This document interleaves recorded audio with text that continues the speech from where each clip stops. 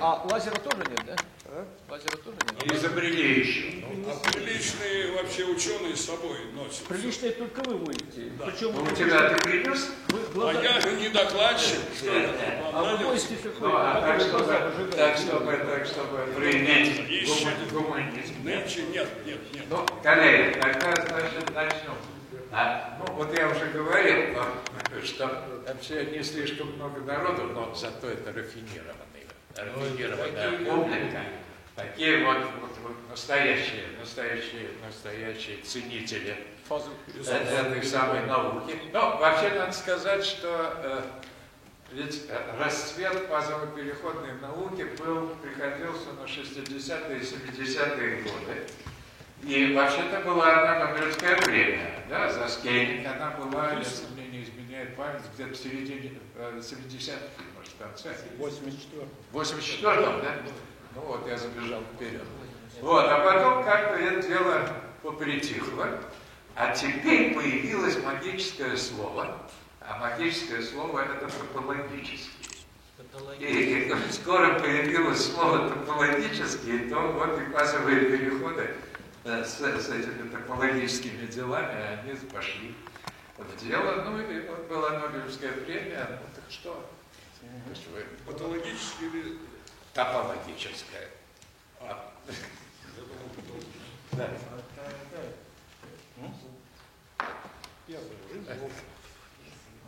Была в 84-м, когда... Видишь? Вилсон. Да, но он не один вроде бы. Или один. По-моему, один. Да? Да, за что скейлинговые дела? Кстати, там тоже интересная история со скейлингом. Это к нему примазаны там всякие фишеры. На самом деле, я прошу прощения, на самом деле была смешная история, когда в разгар фазово-переходной деятельности, ну, там все собирались, кучковались, там Ливанюк, там, в общем, весь народ был. И однажды Жорж Рязанов сказал, что вот, дескать, он кое-что сделал. И был семинарчик такой маленький устроен, наверное, он не один, он рассказывал всюду, и, значит, фактически он говорил о скейлинге. Но очень смешно, он предварил, как говорится, этот свой доклад словами, неким введением таким. А введение звучало таким путем. Вот говорит, у меня нету точного доказательства всей этой науки. Ну вот знаете, сказала, как собирают надежную систему из ненадежных элементов. Так вот, у меня есть 7 доказательств ненадежных, неточных. Нет, ну на самом деле это были скейлинговые дела, но он как-то не дотащил это, Ну, все почему-то претендуют. Нет, не он же претендует, это я говорю. Да, Аркашка тоже. Нет, что? Я не про себя говорю. Кстати, Аркашка сказал, я, говорит, очень близок был с Скейлингу. Да, вот совесть мне сказала, что это не так. Нет, ну, героический был период, но сейчас какой-то ренессанс, но вот любители все-таки есть. Спасибо большое. Уважаемые коллеги, в общем, я в довольно сложной ситуации оказался, потому что, с одной стороны, хочется рассказать хотя бы кратко и достаточно популярно о переходах, которые называются в основном в западной литературе переходами Кастеллиоти Тауруса, за которые Нобелевская премия была выдана. Там, правда, Халдейн еще оказался пристегнут, но на самом деле Халдейн, он, конечно, вроде использовал некие идеи топологические, связанные с двумерием, но тем не менее к этому прямого отношения не имеет. Но основной мой интерес, почему я здесь возник, потому что время от времени, вот сейчас опять такой активный период, я занимаюсь, точнее мы занимаемся физикой двумерного плавления, и вот как раз если переходы Березинского к Кастеллиоти Тауруса, я уже упомянул Березинского, они являются в какой-то мере законченной теорией, уже аппаратом, который используют в самых различных системах, мы знаем, там сверхтекучие пленки, сверхпроводящие пленки, двумерные холодные атомы и, в общем, масса всяких вещей, где это все применяется, то физика двумерного плавления, она на самом деле хоть и базируется на этих идеях, но оказалась более сложной. Но я хочу показать, что там тоже есть некие новые продвижения, ну и заодно сказать про историю всего этого дела. Ну, а прежде всего, пожалуйста, план моего рассказа. Сначала я буду достаточно популярным. Впрочем, все остальное тоже будет достаточно популярно, я детали не буду вдаваться. Расскажу про переходы из Березинского к Австралийца Тауриса, потом расскажу про, скажем так, те теории, которые существовали для двумерного плавления, вот, с небольшими экспериментами компьютерного моделирования, а потом буду говорить о наших работах, связанных в первую очередь с потенциалами, с отрицательной кривизной. Вот, и в результате с тем, что в последние годы возник как некий новый.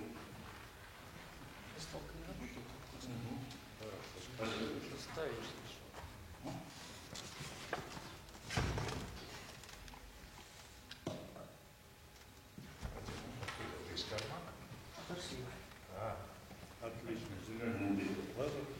Вот. И что может в каком смысле рассматриваться как некий новый сценарий двумерного плавления? Началось.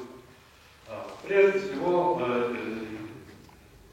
вот это те люди, которые получили Нобелевскую премию, Халдейна здесь нет, потому что он учился одномерно, реально, за цепочки спин со спином равным единице. Там он вроде применил идеи Австралийца Тауриса, но в двумерном пространстве, значит, пространстве времени, а основные идеи как раз они вроде бы принадлежали Джону Майклу Австралийцу и Дэвиду Таурису, но на самом деле основная фигура здесь — это, конечно, Вадим Львович Березинский, безвременно умерший. А я не знаю, Ефимович, а вы были знакомы с ним? Конечно, конечно. Вот, просто я помню только аспирантом прочел некролог ВП, поэтому я с ним лично не знаком, хотя мне, скажем, Лёва много про него рассказывал, человек действительно выдающийся. И именно ему принадлежат вот те две первые работы 70-го и 71-го года, в которых основные идеи всего этого дела были изложены. В каком смысле я обычно говорю, вот то, что сделали Австралийца Таурис, это были серьезные продвижения. В каком-то смысле это было популярное изложение идей Березинского по поводу топологических фазовых переходов в двумерных системах. Видимо, предчувствие Нобелевской премии существовало. Мы с Робертом Анатольевичем говорили, что была в 2013 году издана книга, сборник, посвященный 40-летию, ну, реально 40-летию вот, основной статьи Австралийца Тауриса 73 года. Вот, 73 года, хотя первая статья не была 72. Вот. Но в этом году, в начале года, появился обзор Австралийца в журнале Reports on Progress in Physics, такой известный журнал. Вот. И этот обзор в каком-то смысле представляет собой некое историческое введение в эту тему. Называется он достаточно претенциозно, то есть он назывался «Физика Австралийца Тауриса», обзор основных моментов. И в этой статье я наткнулся на интересный момент. Он там рассказывал про то, как вот вроде они подошли ко всем этим идеям. Вот, хотя в статье 73-го года к Австралийцу Тауриса там есть ссылки на Березинскую, но такие, знаете, а вот еще и вот еще было такое. Вот. И Австралийц пишет буквально такую фразу, что вот мы разобрались вот с этими переходами, у нас наступила эйфория, но эта эйфория длилась недолго, потому что нам сказали, что он написал за год до нас те же самые вещи опубликовал Березинский, но мы не знаем русского языка, поэтому мы ничего не знали. Ну, тут я получилось, так что меня попросили написать популярную статью в «Наука». Я как раз там написал, что ребята, конечно, вы не знали, но тем не менее уже в 1971 году благополучно переводился на английский, ссылка на то, что мы не знали. Вот. И там сам пишет, что непонятно, почему статья не имела такого успеха, как наша. Не воздействовало. Вот такая ситуация. Хорошо, теперь давайте я про эти вещи можно говорить достаточно долго. Но, видимо, со временем будет плохо, поэтому некие основные вещи я все-таки хочу сказать. Но все культурные критики на самом деле хорошо знают, что выраженная система, например, реально отсутствует дальний порядок. В свое время это было показано в работах Байлса, Ландау, потом над этим очень тщательно работал Николай Николаевич Боголюбов, а после была доказана известная теорема Мернина-Вагнера, на которой все останавливаются. И реально, конечно, там было сделано масса доказательств, вплоть до строгой математики, скажем, работы Николая Николаевича, но суть сводилась реально к одному, потому что средний квадратичный класс в одной точке, она описывается вот таким выражением, где кажется, что внешнее поле хорошо видно, а вот это вот D, вот они два D встречаются, это D, это размерность пространства. Хорошо видно, что в случае одного и двух измерений вот эта вот среднеквадратичная флуктуация, она неограниченно возрастает, и, соответственно, никакого дальнего порядка система, выраженная система в случае двух и одного измерения существовать не может.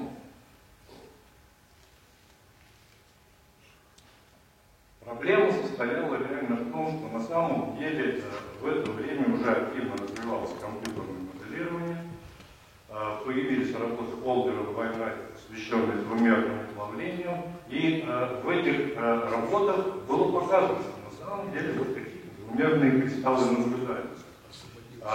Были работы по разложению в ряд, которые делали Джин Стэн из компании. Вот, они как раз в это время, вот это как раз было романтическое время исследования фазовых переходов, конец 60-х, накапливались результаты, и там тоже вроде возникало, что ситуация с непрерывным порядком, там вроде что-то там есть, что-то виднеется, а что виднеется, понять было очень сложно. Вот. И в связи с этим как раз и Березинский в первую очередь, ну и представители Тавриса этой тематикой занялись. А то, что происходит, можно проиллюстрировать вот такими простыми выкладками. Вот то, что в книжке Поташевского вопроса приведено, там это само простое качественное изложение, что если мы рассматриваем высокие температуры, ищем корреляторы параметров порядка, на решетке, если мы рассматриваем кратчайшие пути, представляя корреляцию в виде произведения, то легко видеть, что в этом случае корреляция спадает экспоненциальным образом, причем чем выше температура, тем больше радиус корреляции. Экспоненциальное спадение корреляции вот, с очень маленьким радиусом корреляции при высоких температурах.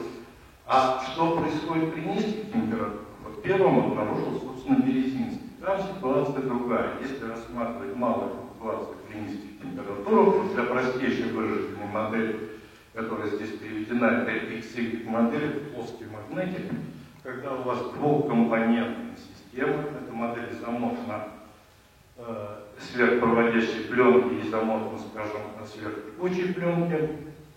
Вот. В этом случае, если рассмотреть корреляцию флуктуации этой системы, то оказывается, что эта корреляция спадает вот таким вот степенным образом. Вот это состояние называется, ну, во многих наших, во всяком случае, книгах, фазой Березинского. Вот такая возникает поперечная жесткость в системе. И ясно, что когда у вас есть два коррелятора, один из которых спадает экспоненциально, второй спадает степенным образом, непрерывным образом перейти от одного типа к другому невозможно. Ясно, что в этом случае вот должен существовать какой-то фазовый переход. В первой статье Бзезинского про механизм фазового перехода ничего не было, а во второй статье он написал про то, что сверхтекучий пленки, я прошу прощения, механизмом, который может вызвать этот фазовый переход, является образование вихря. Эта идея была развита затем в, собственно, работах Кристаллица и Таулиса. Причем вот первая работа 1972 года, она была целиком посвящена плавлению дислокационному двумерных решеток, а вот уже в этой работе там как раз эти идеи развиваются. Собственно, на самом деле можно показать, что в этой системе, вот если написать уравнение для угла, в этой системе могут существовать, кроме вот таких вот квазимагнитных состояний с малыми отклонениями угла, могут существовать вот такие вот сингулярные дефекты, причем это дефекты с разной топологией. Вот этот дефект не может быть переведен в этот дефект непрерывным образом. Вот. Сила этого неустойчивая. Вот. Причем вот этот вот дефект представляет собой вихрь, вот этот антивихрь. Если мы обойдем против часовой стрелочки и посчитаем угол, то здесь будет единичка, а здесь будет минус единичка. Вот эти вот дефекты на самом деле возникновение дефектов и представляет собой механизм фазового перехода, который позволяет преобразовать иное падение в экспоненциальное. Вот. Кристаллица и Таулис предложили простую оценку для температуры этого перехода. В общем, она такая совершенно элементарная. То есть энергия одного вихря, который может в системе возникнуть, она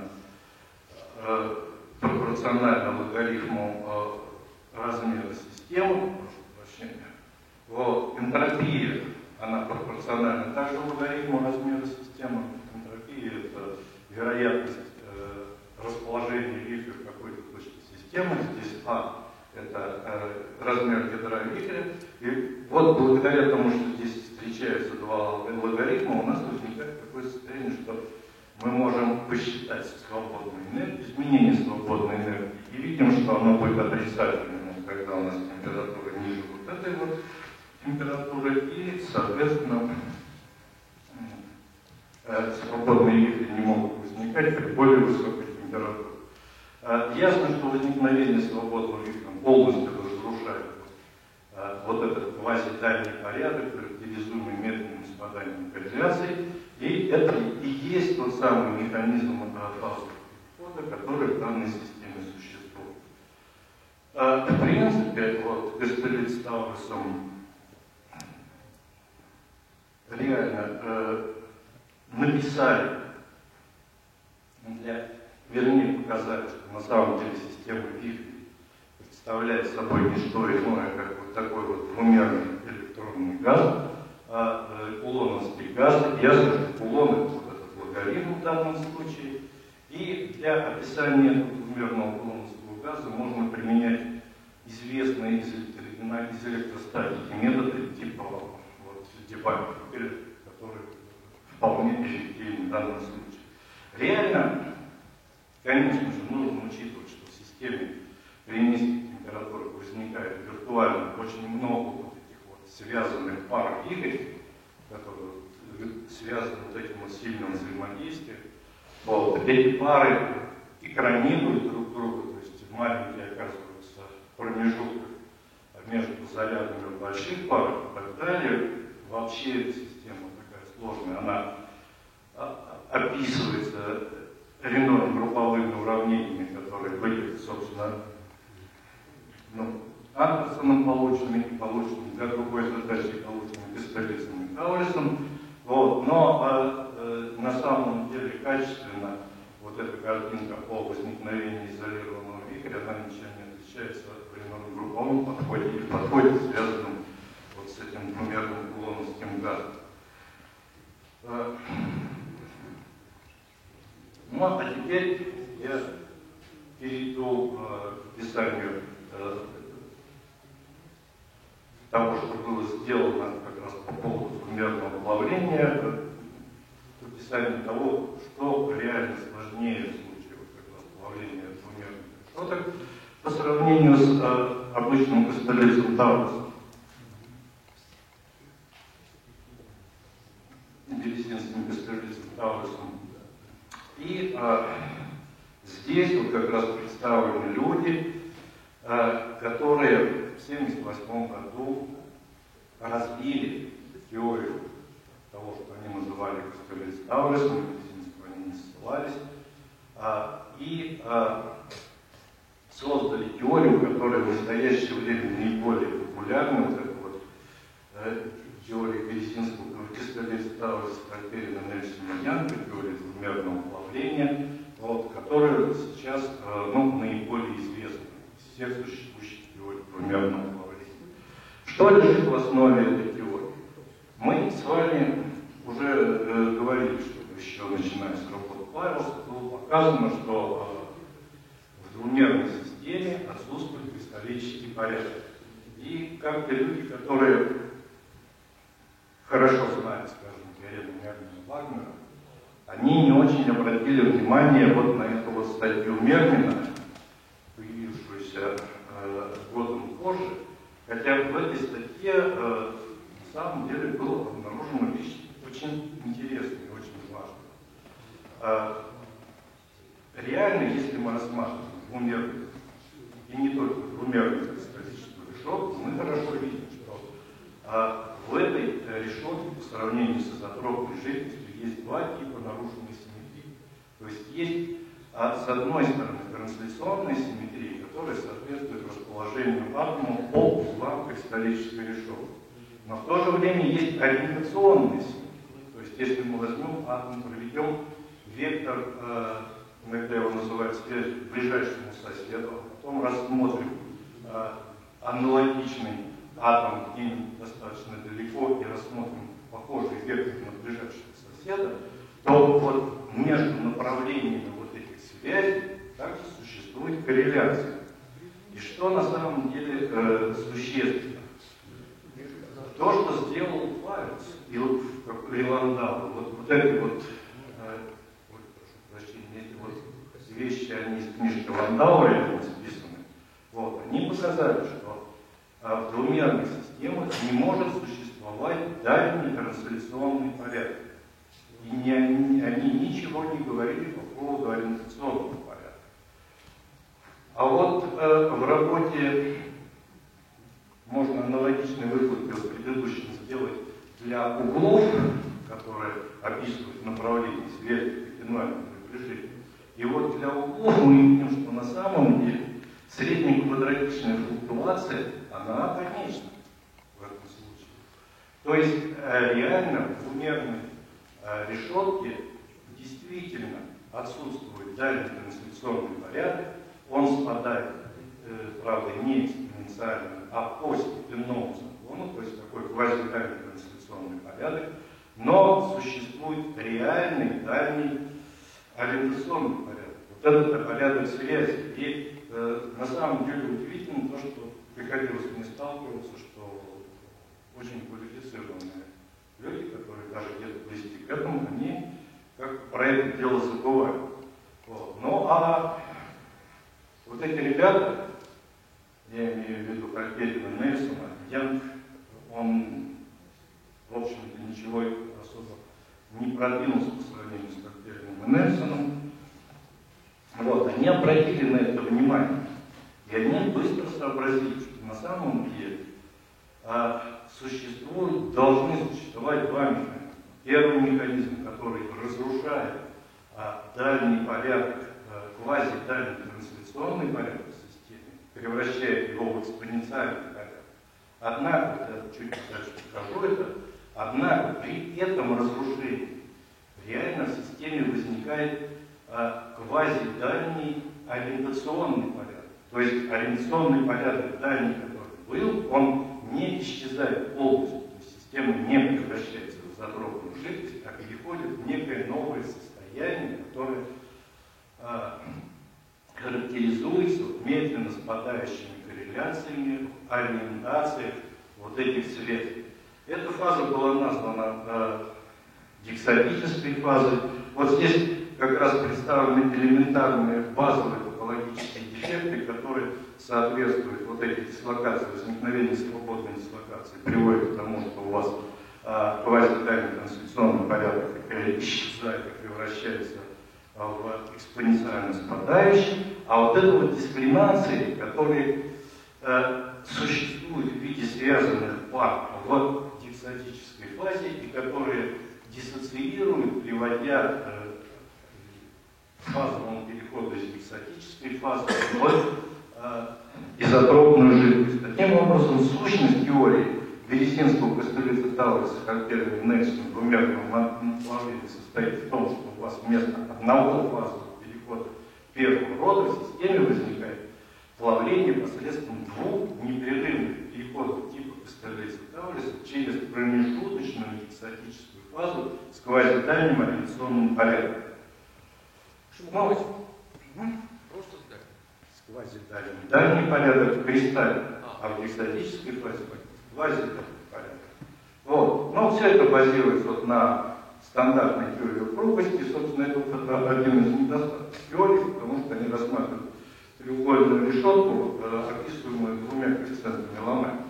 Вот. В этом случае гамильтониан дислокацию напоминает кулоновский газ, который я писал, но на самом деле в силу того, что заряд здесь это вектор Бергеса, это векторный кулоновский газ, и соответственно вот возникают некие соотношения в районе точки перехода, которые описывают корреляции флуктуаций в системе вот, в точке перехода. Вот это довольно важный параметр, потому что они используются затем в моделировании для того, чтобы определить эту линию устойчивость по отношению к образованию гексадической фазы. Вот как раз здесь показано, что когда у вас возникает свободная дислокация, у вас возникает логарифмическое возрастание с размером смещения, вот, но в то же время угол поворота, он на самом деле спадает как единица, деленная на размер системы, то есть вот действительно возникает состояние с квазидальным порядком. Для описания гексадической фазы и перехода эти вот ребята предложили феноменологический гамильтонианчик, вот такой вот, очень напоминающий Y-модель, вот с таким параметром порядка. И здесь переход, он, в общем, реально ничем не отличается, кроме коэффициента перехода в Y-модель. Вот. Но существенно то, что вот здесь уже эта феноменологическая теория, у вас нет микроскопического описания вот этой величины, которая называется модулем Франка, по аналогии с жидкими кристаллами и энергии гидродислокации, а это очень важная вещь. Вот. На самом деле существует очень много попыток с самого начала, пошли попытки проверки этой теории, потому что теория очень красивая и производит впечатление абсолютно универсальное, потенциалы не входит, все там совсем хорошо. Вот. Поэтому с самого начала возникли электроны на поверхности жидкого гелия, которые вроде плавятся непрерывным образом. Возникло компьютерное моделирование, масса систем коллоидных, соответственно, благородные атомы на подложках, там, кремниевых, графитовых, несоизмеримых и так далее. Вот. Но реально таких вот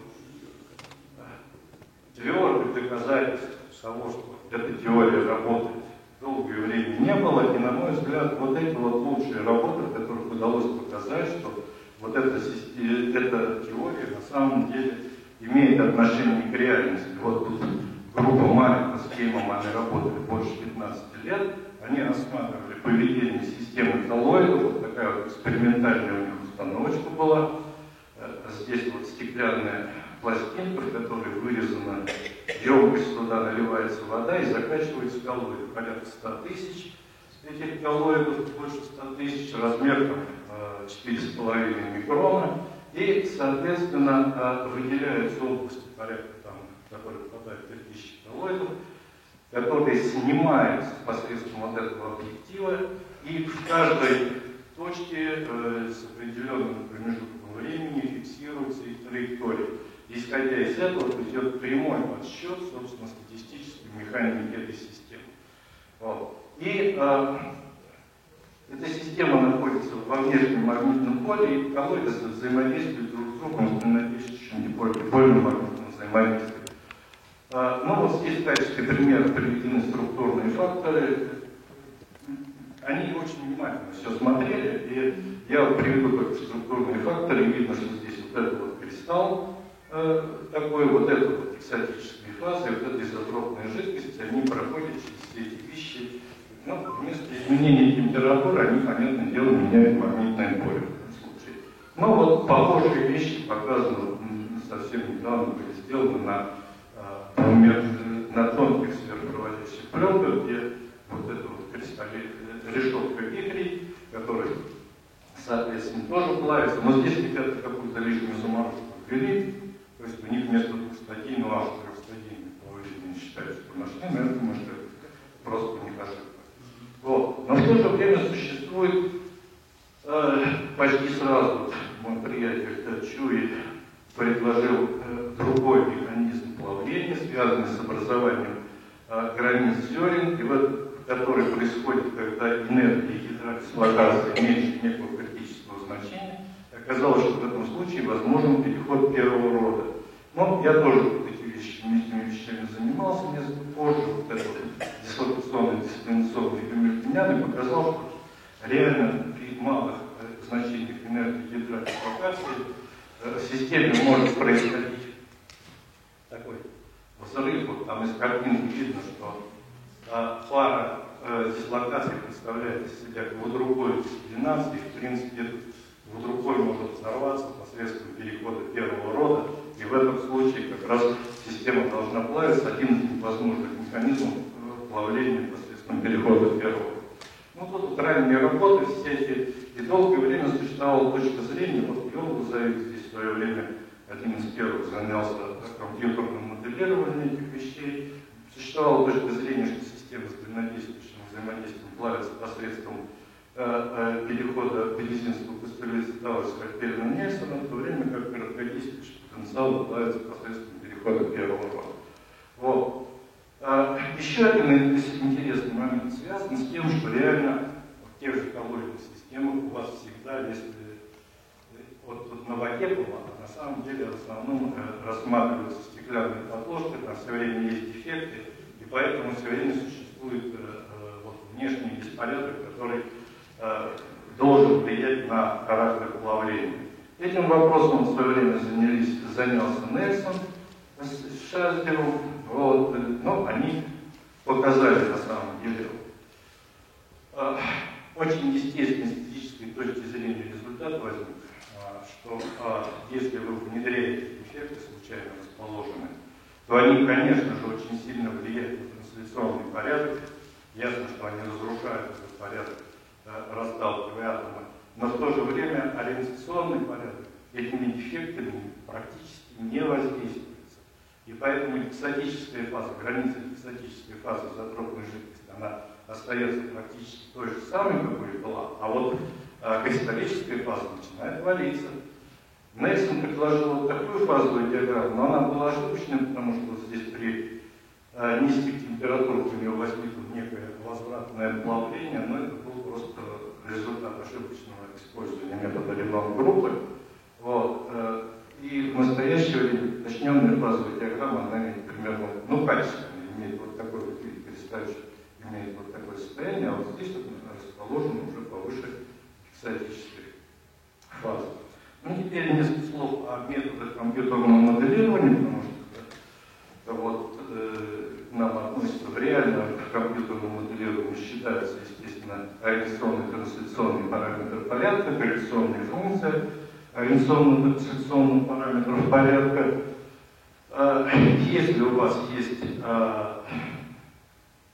двухстадийное плавление, то корреляционная функция трансляционного параметра порядка ведет себя вот таким образом, то есть при температурах ниже температуры плавления у вас степенное спадение, выше температуры плавления соответственно, экспоненциальное падение трансляционной корреляционной функции, а вот ориентационная корреляционная функция, она степенным образом спадает в гексатической фазе, при температура гексатической фазы, и экспоненциально в изотропной жидкости. Что можно посчитать? Можно посчитать уравнение состояний, и видно, что когда у вас есть два перехода, у вас уравнение состояния как функции, вернее, давление как функция плотности ведет себя вот таким вот непрерывным образом, в то время, когда при переходе первого рода, учитывая конечность систем, которые у вас есть, у вас все время должна возникать вот такая вот петля, которая называется, ну, это вандервальсовская петля, которая в двух измерениях люди любят называть петлей Майера-Вуда. Вот.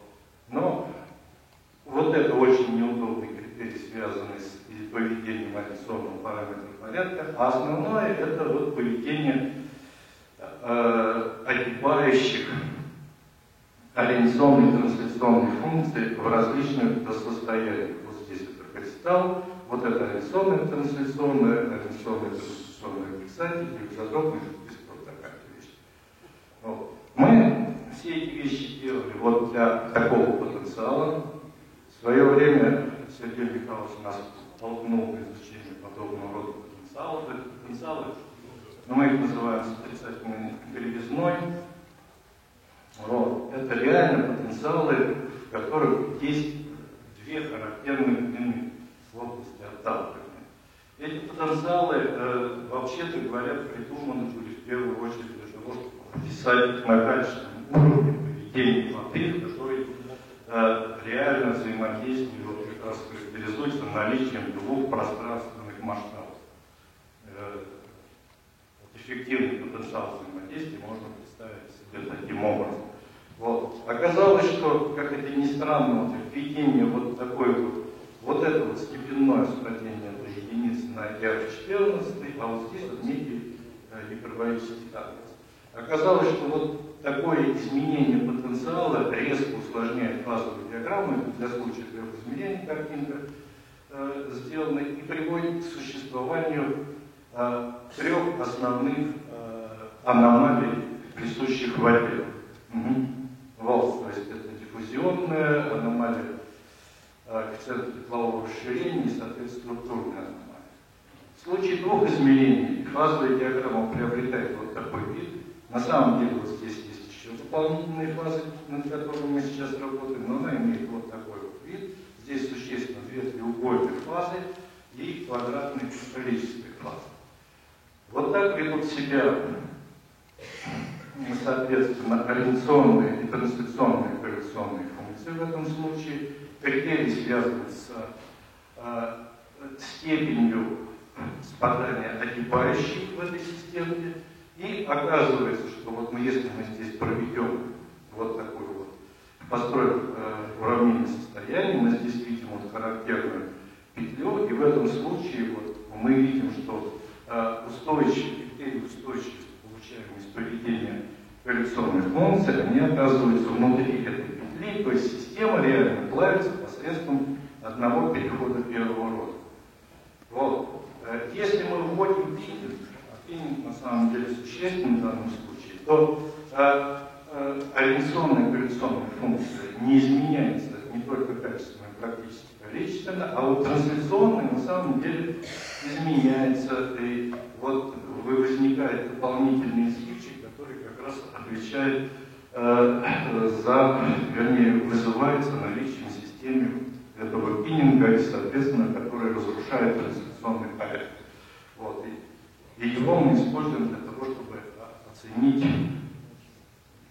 собственно, предел устойчивости. В этом случае вот корреляционная функция имеет вот такой вот вид, и в этом случае фазовая диаграмма оказывается вот такой вот очень интересный. То есть реально мы видим, что при введении пининга у нас все равно остается та же самая петля, которая практически не трансформируется, но устойчивость кристаллической решетки, она сдвигается в сторону больших плотностей. То есть реально в системе мы имеем совсем другой тип перехода, который не соответствует простому переходу первого рода и теории Березинского, Кустерлица, Тауриса, Фальпелина, Нельсона.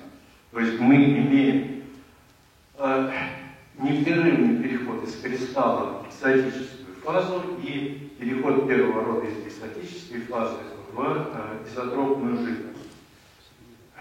Вот фазовая диаграмма, которая в этом случае возникает. То есть вот это вот первоначальный переход первого рода, вот здесь мы рассматриваем эту часть, соответственно, а вот здесь вот сдвиг вот это и превращение вот этого перехода первого рода в двухстадийное плавление с непрерывным переходом вот здесь из решетки в гексатик и переходом первого рода из гексатика в изотропную жидкость.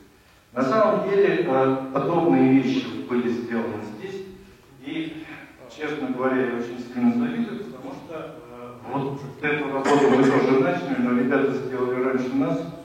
Вот это они рассмотрели поведение системы мягких дисков, то есть это система с потенциалом взаимодействия единиц моей степени n, и оказалось, что вот при n меньше 6, то есть для дальнодействующих потенциалов, реально существует сценарий Березинского, Кустерлица, Фальпелина, Нельсона, Янга, а вот при n больше 6 система начинает плавиться в соответствии с тем сценарием, который был описан до этого, то есть два перехода, причем переход из гексатика в изотропную жидкость — это переход первого рода. Вот, но здесь вот некая основная вещь связана с тем, что мы там нашли квадратную решетку, которая не существует, скажем, для простых потенциалов. Вот. А вот здесь совсем недавно появилась статья вот Гейма с компанией, когда они рассмотрели воду между двумя графеновыми пластинами, и оказалось, что в этом случае вода как раз демонстрирует ту же самую квадратную решетку. Ну и квадратная решетка еще в других местах возникает. То есть это отдельная тематика, которой нужно заниматься. Но в области низких плотностей, где у нас нарисован такой купол, здесь мы сделали аналогичные вещи, и оказалось достаточно хитро, то есть левая часть купола плавится посредством одного перехода первого рода, а правая за счет двухстадийного перехода, тоже перехода первого рода между гексатиком и изотропной жидкостью, а Пинин резко сдвигает как раз область существования кристаллической фазы, и здесь это очень сильно расширяется кристаллическая фаза, формируется сценарий. Вот аналогичный результат был получен совсем недавно, вот здесь в этой работе для потенциала с сферами Герца. У них похожая вещь, но только вот здесь у них два перехода с переходом первого рода между гексатиком и изотропной жидкостью, а здесь непрерывный переход типа Березинского, Кустерлица, Тауриса, Фальпелина, Нельсона.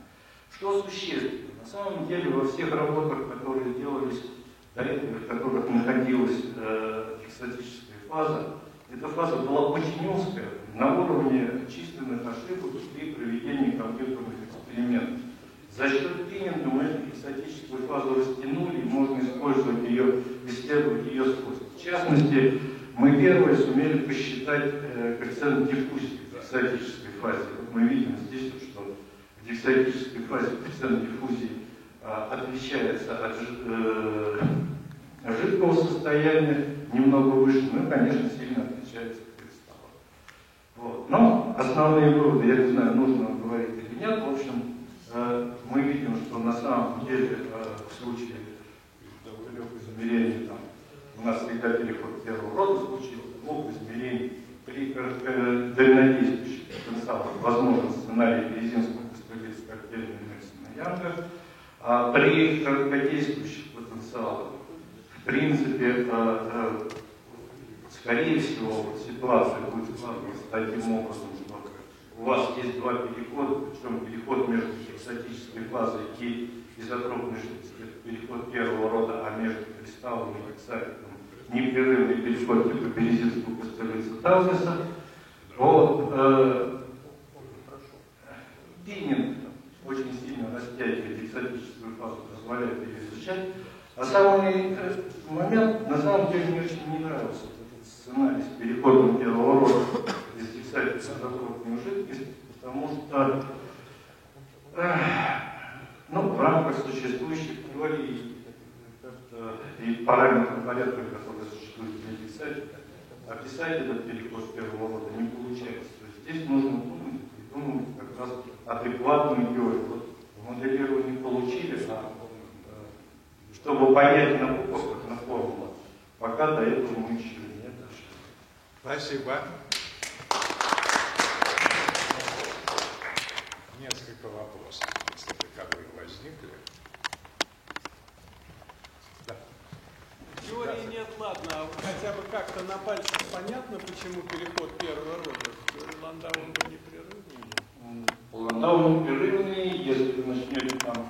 Это переход с изменением симметрии, там, может, конечно, быть первый, если есть еще что-то там. Вот, если есть что-то, пока этого что-то... Этого нет. Ну тогда вы в этом самом моделировании всегда можете, если это трикритический, или с той стороны, когда второй, или с этой, когда меняем параметры. Мы над этим думаем сейчас, потому что там, на самом деле, Краус с Кэшером, они спекулировали на эту тему, то есть вот там были эти картинки, потому что времени не так много, цветные. Вроде там возникают эти самые границы зерен. Вот. Но что такое граница зерен в экзотической фазе? Это, в общем, во-первых, это теоретически описать нельзя, а во-вторых, это непонятно, что реально. То есть там как по картинкам вроде вот это. Они написали у себя через Рафлета, что вот граница зерен по аналогии с обычным плавлением кристалла с теорией Пеппичевой. А что там на самом деле? Я говорю, что на букву понять не дают. Так вроде бы это ряд дислокаций, все описано. Нет, это понятно, но дислокация в экзотической фазе реально. У вас же там теории упругости нет. Жидкая фаза, она течет. А есть некое замечание я хочу сделать, если можно. Конечно. Вообще, на самом деле, разговор о том, что вот эта парсовско-ландауская оценка,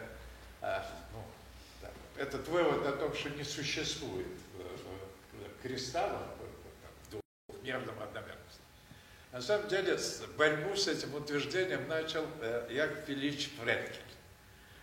И, значит, у него, значит, во-первых, у меня есть некая рукопись, которая не опубликована, но она, по сути дела, Якова Ильича, она, по сути, вошла в его книжку, которая называется «Теория жидкости». И он, собственно, начал, ему принадлежит эта самая идея рассматривать корреляционную функцию, а не просто тупо считать среднеквадратичную флуктуацию, которая вообще ничего не... совершенно ничего не показывает. Важно считать эту самую, важно выяснить, как устроена корреляция. Но насчет поворотных дел там не было. На одномерной модели, а в теории, в теории жидкости там, так, не очень это ясно. Вообще любопытно, что вообще история очень давняя и некоторые пытливые умы не соглашались с простой такой оценкой. На самом деле, прошу прощения, оценка, которая есть, вот, если рассматривать двумерные кристаллы, это очень специфическая вещь. В 60-е годы еще я наткнулся на оценку, люди пытались понять, почему же такие хорошие кристаллы мы замоделировали. Вот. И быстро поняли, что логарифмическое изменение это такое медленное изменение, что я уже говорил у себя, что по оценке среднеквадратичное смещение на 10 ячеек возникает, если у вас разрез системы двумерных оков, что в нем больше атомов, чем в видимой части Вселенной. Вот такая американская оценка. Да. Вот. Так что, на самом деле, моделирование, как у нас 100 тысяч есть, нам кристальчик очень хороший. Ну хорошо, тогда еще раз поблагодарим.